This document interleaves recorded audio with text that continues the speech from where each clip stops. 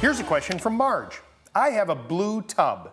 Is it worth hiring someone to spray it or just get a new tub? So Marge, yeah, you have a lot of options when it comes to changing out a bathtub.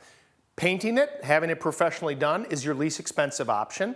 And in my opinion, it's a 5-year proposition because after that time, you'll see some fading and some peeling. Now you can go to some of these companies that do acrylic liners that go right over the top. That's a much longer proposition and it costs a little bit more. And you might even have them do the walls around it as well to really freshen up the look. Now when it comes to replacing the tub, that's a little bit more involved. It's not just about the tub. It's the drain, maybe even the faucet. You're gonna have to remove some of the tile if that's what's around the perimeter of the tub, and that will have to get replaced. And so it's gonna cost you even more. So depending on how much you wanna spend, you have 3 viable options. Either one of them will make the bathroom look great. Hey Lou, my name's Alex. I live in Montville, New Jersey, and my question is about solar panels.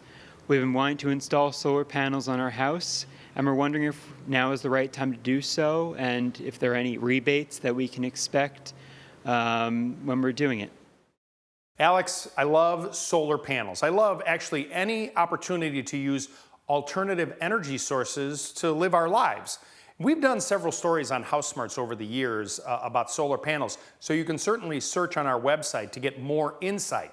Now, as it pertains to rebates, that sort of ebbs and flows. There's federal grants that are pretty consistent, but it's usually state by state where you'll find the most money for doing a solar panel project. So you need to check with your local governments on that. And the thing you need to keep in mind is the payback.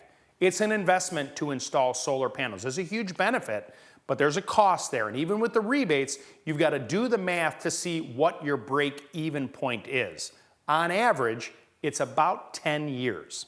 Here's a question from Dennis. What's the best way to remove the residue from your washing machine and drain pipes? I'm not quite sure what you mean by residue.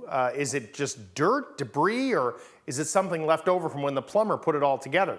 Either way, try a degreaser and a microfiber pad. On those surfaces, you can use this product full strength. Spray it, give it a few minutes, wipe it down, and it should be clean as a whistle. For more information, check out our website at HouseSmartsTV.com.